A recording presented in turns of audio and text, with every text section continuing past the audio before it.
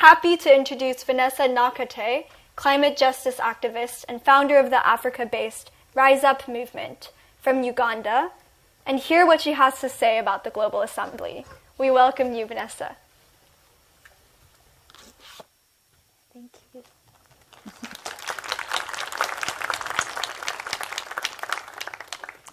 Thank you very much. Hi, everyone. I hope you're doing well. When I was a child, I heard my father and others talk about the rains and how it had always fallen, and how the farmers could count on the rain to sustain their fields. But he talked about how things were now changing. Over a relatively small span of years, my father's generation had seen the rain falling less and less frequently, and the crops were suffering. And when the rain finally did come, it would fall in great downpours, often flooding the fields and destroying the already weakened crops. Farmers that my father knew were starting to lose their farms. They were starting to lose their livelihoods. People were going broke and food prices were rising. Food was starting to become scarce for very many people, and this was increasing tension amongst the people. And the situation was getting worse very quickly. I was just 21 years old. I could sense the urgency in his voice, and I knew I needed to find a way to help make things better. I started to carry out research about the changes in weather patterns.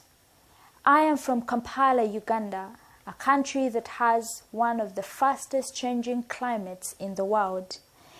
As I grew up, I studied more and more how the climate crisis was already ravaging vast parts of the African continent, which is tragic and ironic given that Africa is one of the least emitter of CO2 emissions of all continents except for Antarctica. Historically, the entire continent of Africa is responsible for only 3% of global emissions, and yet Africans are already suffering some of the most brutal impacts fueled by the climate crisis.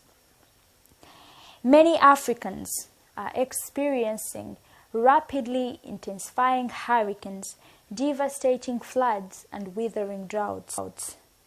Many Africans have lost their lives, while countless more have lost their homes, their farms, and their businesses. And that's what I have come to say today. The climate and ecological crisis is not just about weather patterns. It's not just about statistics. It's about the people. It's about real people like me, real people like you.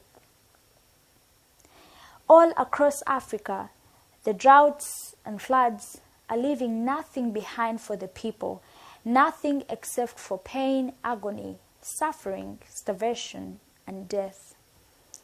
And what I've come to understand is that people need to be at the center of the conversation about the climate and ecological crisis, because as people, we matter.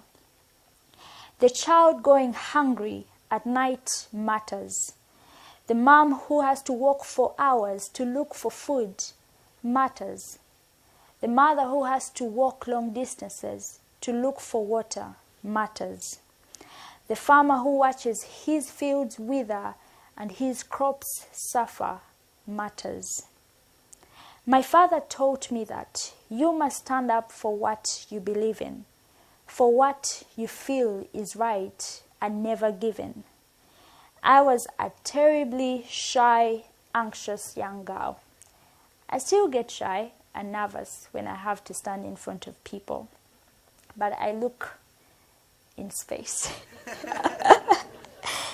But I made a sign and I stood out on the street and held my ground. And every Friday I came back at it again, striking and demanding for climate justice. Everyone here is needed. We all have a part to play. Not just me, not just the young people who are organizing and mobilizing climate strikes. All of us are needed. And all of those who wanted to come to Glasgow but couldn't make it are needed too. Stand up for what you believe is right. Do whatever you can. Don't back down. The leaders will keep delaying until our voices become loud enough that they will be forced to act. People matter. Find your voice. Find your action, whatever that means. Remember, no one is too small to make a difference, like Greta says, and no action is too small to transform a community. As United Nations Secretary General Antonio Guterres says, we are on the edge of an abyss. So now, everyone matters. Let us rise up together for the people and for the planet. Thank you very much.